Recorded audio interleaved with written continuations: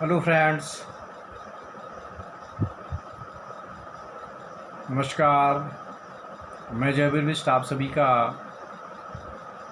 आपके अपने YouTube channel maths मस्ती और साइंस पर बहुत बहुत स्वागत करता हूं। अभी भी जिन लोगों ने चैनल को सब्सक्राइब नहीं किया है, वीडियो में आगे बढ़ने से पहले वो चैनल को सब्सक्राइब कर लें, बेल आइकॉन को दबा लें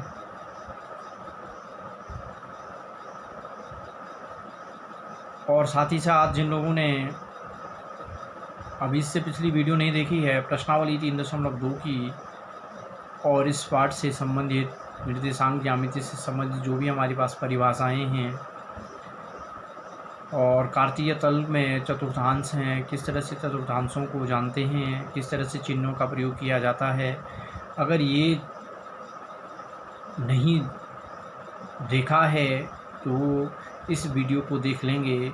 निर्देशांक ज्यामिति या कार्तीय तल वाली अध्याय 3 की वो उस वीडियो को अवश्य देख लें। अब आज हमारे पास जो अगला टॉपिक है वो है प्रश्नावली 3.3। आज हम जानने वाले हैं प्रश्नावली 3.3 के प्रश्नों को, और वीडियो को लाइक, शेयर और कमेंट अवश्य करें। तो चलिए आते हैं हम आज के अपने प्रश्नावली 3.3 पर। चलिए दोस्तों, आज बात करते हैं हम प्रश्नावली 3.3 की, और इसका जो पहला प्रश्न है लिखा है, किसी चतुर्थांश में या किसी अक्ष पर बिंदु -2,4, 3, -1, -1,0, 1,2 और -3,5 स्थित हैं। कार्तीय तल पर इसका निर्धारण करके अपने उत्तर सत्यापित कीजिए। हमें क्या करना है, जो जितने भी ये बिंदु दे रखे हैं, 2,4 है, -2,4, 3, -1, चिन्हों का बिल्कुल ध्यान रखेंगे, बिना चिन्हों के नहीं होगा।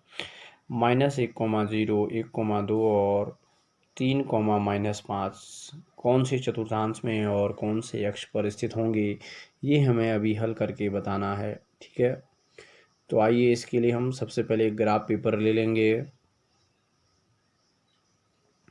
ये मैंने एक ग्राफ पेपर लिया है। इस पे क्या कर देना है, मुख्य रूप से दो एक्सों को हमने बना देने हैं। दो एक्सेस हमारे पास होने चाहिए। एक को हम एक्स डैश का नाम दे देंगे और दूसरे को वाई डैश का या y1, जो भी आप लिखना चाहें वो नाम दे सकते हैं। ठीक है, इसको ठीक बराबर दो हिस्सों में बांट लेंगे। ठीक है, अब इसकी बात करते हैं। जैसे कि अभी भी जिन लोगों ने, एक बार फिर से बताना चाहूँगा कि इसका जो पहला अध्याय 3 वाली जो वीडियो है, इसमें मैंने निर्देशांक ज्यामिति के बारे में और कार्तीय तल में चतुर्थांशों को और चिन्हों का प्रयोग करना समझाया है। अगर जिन्होंने नहीं देखा है, एक बार उस वीडियो को भी अवश्य देख लें। तो अब मैं आपको बताना चाहूँगा कि जैसे आपने देखा है, ये दो रेखाएं हैं, इसको हम एक्स एक्स या भुज कहते हैं, और ये ऊर्ध्वाधर खड़ी रेखा है, इस रेखा को वाई एक्स या कोटि कहते हैं। बात करते हैं कि किस तरह से हम चतुर्थांशों का निर्माण करते हैं, कौन को। अब हम देख रहे हैं कि इन दो रेखाओं के द्वारा ये ग्राफ पेपर 4 भागों में बंट चुका है।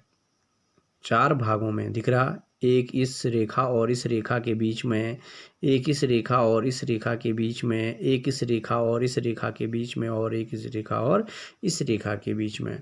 तो जो पहला भाग होता है, इसको चतुर्थांश 1 का नाम देते हैं। इसको क्या कहते हैं, चतुर्थांश 1, पहला चतुर्थांश है। ठीक है, उसके बाद जो ये भाग है हमारे पास, इसको चतुर्थांश 2 का नाम देते हैं। ये द्वितीय चतुर्थांश है, इसको कहते हैं द्वितीय चतुर्थांश। क्रम इस तरह से होता है, ये पहला, ये दूसरा, और जो ये हमारे पास ये वाला भाग है, इसको कहते हैं तृतीय चतुर्थांश। इसका जो हम नाम लिख लेंगे वो लिखेंगे तृतीय चतुर्थांश। और इस अंतिम वाले को, जो ये इधर का शेष ये नीचे वाला भाग बच रहा है, इसको हम चतुर्थ चतुर्थांश कहते हैं, यानी चौथा चतुर्थांश। तो ये इस तरह से हमारे पास ये 4 चतुर्थांश होते हैं। चिन्हों का एक बार फिर से देख लेंगे कि किस तरह से प्रयोग करते हैं। जो पहला चतुर्थांश है इसमें x और y दोनों के मान धनात्मक होते हैं, यानी धन चिन्ह के साथ अगर अंक लिखे हैं, बिंदु हमारे पास दिए हैं, तो उसका मतलब है वो दोनों के दोनों हमारे इस चतुर्थांश में आने वाले हैं। ठीक है, वो दोनों के दोनों हमें इस चतुर्थांश में दिखेंगे। उसके बाद द्वितीय चतुर्थांश की अगर हम बात करते हैं तो द्वितीय चतुर्थांश में x का मान ऋणात्मक और y का मान धनात्मक होता है। तृतीय चतुर्थांश की अगर हम बात करते हैं तो इसमें x और y दोनों का मान ऋण चिन्ह के साथ होता है। और चतुर्थ चतुर्थांश की अगर बात करें तो इसमें x का मान धनात्मक तथा y का मान ऋणात्मक होता है।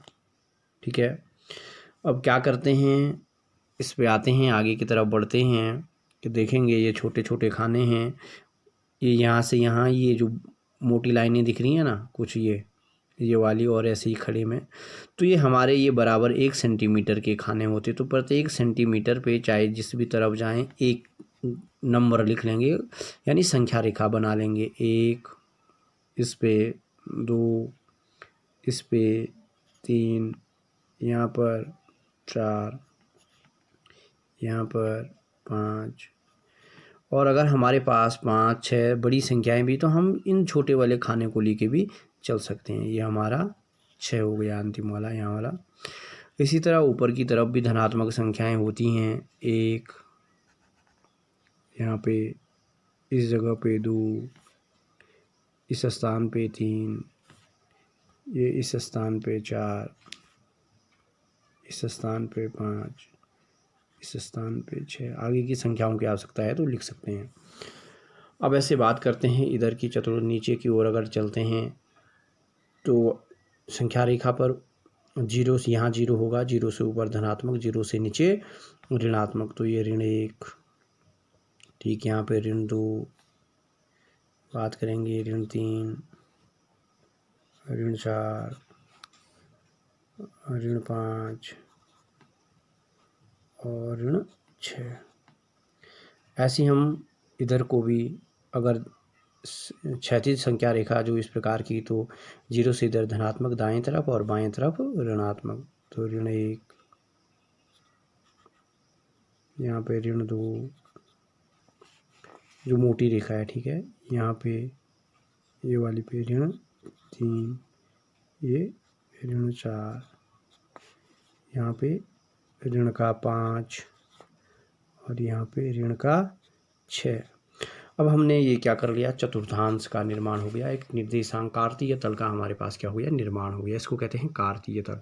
अब कार्तीय तल बन चुका है हमारे पास। ठीक है, ये इस तरह से, ये प्रथम चतुर्थांश दोनों के मान प्लस के, द्वितीय चतुर्थांश x का मान माइनस, y का मान प्लस, तृतीय चतुर्थांश x का मान भी माइनस का, y का मान भी माइनस का, और चतुर्थ चतुर्थांश में x का मान प्लस और y का मान माइनस। ठीक है, अब हम क्या करते हैं, उन संख्याओं पे जाते हैं। तो जो पहली संख्या हमारे पास दे रखी है वो है -2,4। प्रश्न में देखेंगे कि -2,4 हमारे पास पहली संख्या थी। -2,4, ये देख सकते हैं क्या लिखा है, -2,4। ठीक है, दूसरी संख्या 3,-1, तीसरी संख्या -1,0, 1,2 और -3,-5। अब -2,4 यानी x का मान ऋण का है और y का मान धन का है, तो ये कौन से चतुर्थांश में आएगा। यहाँ देखेंगे x का मान कौन से चतुर्थांश में है, x का मान यहाँ देखेंगे ऋण का है, y का मान धन का है, तो द्वितीय चतुर्थांश में आएगा। कौन से चतुर्थांश में आएगा, ये द्वितीय चतुर्थांश। तो सबसे पहले x की ओर देखेंगे, x का मान 2 मतलब ये यहाँ पे होगा। ठीक है, और y का मान 4 है धन का, तो ये रहा। तो इन दोनों का मतलब ये दोनों का सीध देखना है, तो यहाँ पे हमारा जो बिंदु होगा वो बिंदु होगा ऋण 2,4 का बिंदु। ये बन गया ऋण 2,4 का बिंदु। ठीक है, समझ गए, ये हमारा ऋण 2,4 का बिंदु बन गया। अगला हमारे पास है 3,-1, यानी x का मान 2 प्लस का है लेकिन y का मान माइनस का। तो ऐसा कहाँ होता है, चतुर्थ चतुर्थांश में। ये x का मान प्लस का, ये देख सकते हैं, और y का मान माइनस का। तो x का मान 3 है, मतलब हमें यहाँ देखना है यहाँ से 1 2 3 प्लस का 3 ये है, ठीक है। y का मान माइनस का 1 है, माइनस का 1 ही है, तो इसकी मोटी रेखा ये यहाँ पे, तो यहाँ पे होगा ये बिंदु 3 कोमा माइनस 1 का बिंदु इस स्थान पे होगा, 3 कोमा माइनस 1 यहाँ पे होगा, ठीक है। अगला है -1,0। -1 का मतलब है x का मान माइनस में है, तो x का मान इधर की तरफ माइनस में होता है और y का मान 0 है, मतलब इसी x पे इसको आना है, तो वो यही बिंदु होगा, ये बिंदु हो जाएगा -1,0 का, ठीक है, -1,0 का। अगली संख्या है 1,2। जो बिंदु है 1,2 का है, मतलब x का मान भी धनात्मक, y का मान भी धनात्मक। x का मान 1 है, यहाँ पर आया, y का मान भी धनात्मक है, 2 है, यहाँ आया, तो 1 और 2 मतलब ये। तो यहाँ पे हमारे पास जो ये बिंदु है जहाँ पे ये दोनों मोटी रेखाएं मिल रही हैं, ये बिंदु ये हो जाएगा 1,2 और चतुर्थांश भी साथ में लिखते जाएंगे। इसका चतुर्थांश क्या है? प्रथम चतुर्थांश, ठीक है, ये चतुर्थ चतुर्थांश में आया। इसके बाद एक संख्या छूटी हमारे पास, वो है -3, -5। दोनों के दोनों ऋणात्मक है। x का मान -3 है, -3 ये है, और y का मान -5 है, तो ये है, तो इन दोनों का सीधा अगर देखेंगे तो ये आ रहा है। तो यहाँ पे जो ये बिंदु है, ये बिंदु होगा -3, -5 का, और ये कौन से चतुर्थांश का है? तृतीय चतुर्थांश का। तो समझ में आ गया कि 1,2 प्रथम चतुर्थांश में, -2,4 द्वितीय चतुर्थांश में, -1,0 ये हमारा ठीक x पर उपस्थित है। कौन से x पे है? x पर उपस्थित है। ये चतुर्थांश नहीं कह सकते, ये ना नीचे ना ऊपर है, 0 है। अब 0 ऊपर नीचे कोई नहीं, तो इसलिए ये कौन से उसमें x पर उपस्थित है।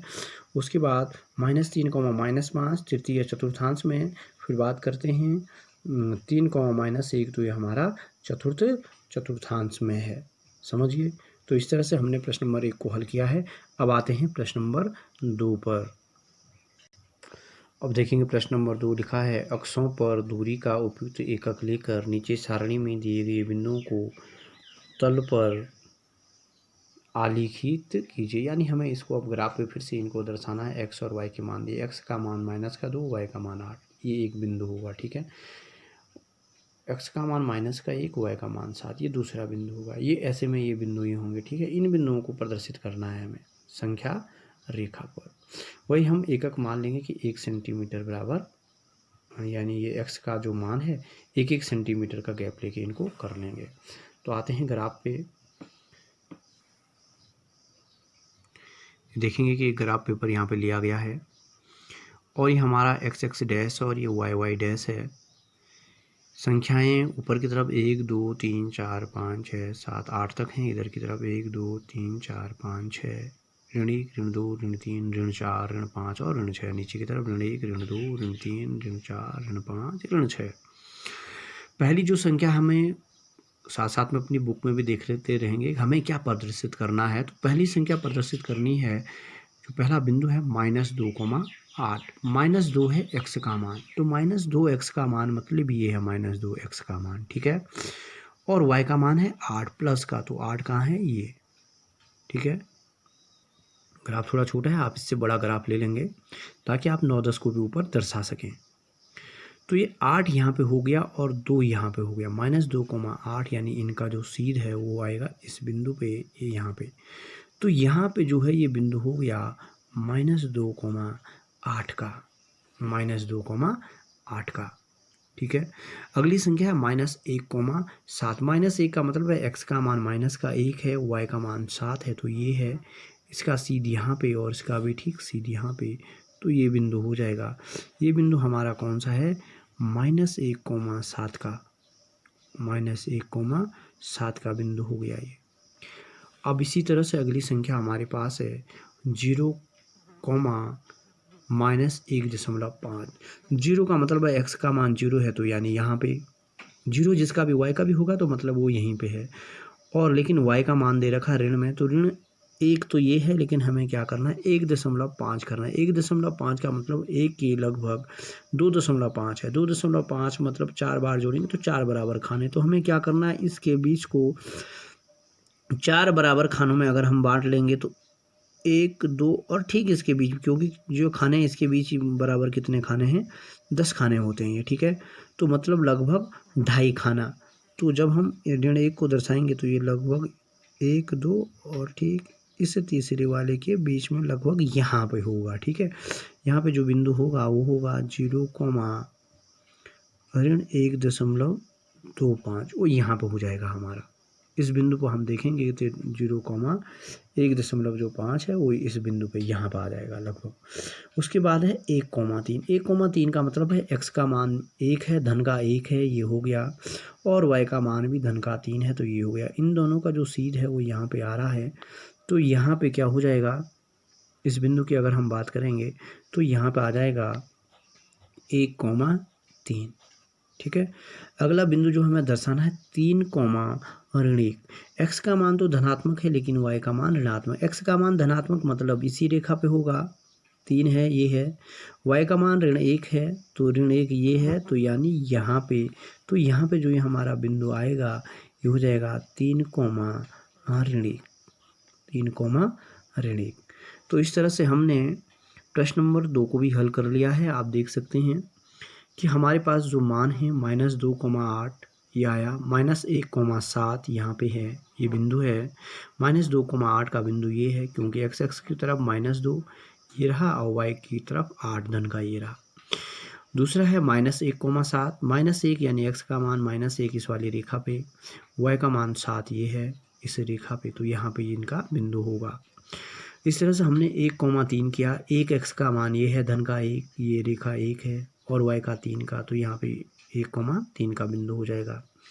उसके बाद अगले हमारे पास है 0,1.25, तो 0 तो इसी रेखा पे होगा, ठीक है, क्योंकि x का मान 0 है, मतलब ये कहीं नहीं जाएगा, और y का मान ऋण 1.5 है, एक ही है, तो ठीक इसका फिर से ये यहाँ पे लगभग ऋण 1.25 आ जाएगा।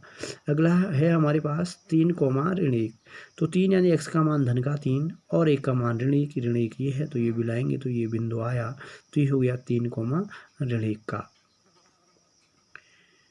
आशा है आप सभी लोगों को प्रश्नावली समझ में आ गई हो, और अगर जहाँ पे भी समझ में नहीं आ रहा है आप वीडियो को रोक सकते हैं स्टॉप करके, और फिर उसको रिवर्स बैक भी कर सकते हैं, पीछे भी देख सकते हैं। तो आप इस तरह से जहाँ जहाँ पे समझ में नहीं आया वीडियो को पीछे करके, स्टॉप करके, रोक करके आप इसको देख सकते हैं, और इस प्रश्नावली 3.3 को इसी तरह से हल कर लेंगे। और जिन लोगों के समझ में अभी भी कार्तीय तल क्या होता है, चतुर्थांश क्या होते हैं, चिन्हों का किस प्रकार से प्रयोग होता है, वो इसके पहले प्रश्न मैंने बताया है, और फिर भी समझ में नहीं आया है, तो आप इसके लिए इसी अध्याय 3 निर्देशांक ज्यामिति वाली मेरी वीडियो को देख सकते हैं। और मेरा वादा है कि आपको इस प्रकार के प्रश्नों को हल करना, कार्तीय तल में प्रदर्शित करना, निर्देशांक ज्यामिति के प्रश्नों को हल करना और उनका ग्राफ बनाना 100% अवश्य आ जाएगा, ये मेरा आपसे वादा है। बिल्कुल आपको इसी तरह से इन प्रश्नों को हल करना है, और वीडियो को लाइक, शेयर और कमेंट भी करते रहें, और चैनल को जिन लोगों ने अभी तक सब्सक्राइब नहीं किया है वे चैनल को सब्सक्राइब भी करते रहेंगे। वीडियो में मेरे साथ बने रहने के लिए धन्यवाद। और अगला वीडियो हमारा होगा अध्याय 4 2 चरों वाले रैखिक समीकरण का। तो इसके लिए आप चैनल को सब्सक्राइब कर लेंगे ताकि आपका जो अगला अध्याय है, लेसन 4 है, वो उससे आप वंचित ना हो, उसके वीडियो की भी आपको मैसेजेस प्राप्त हो जाएं।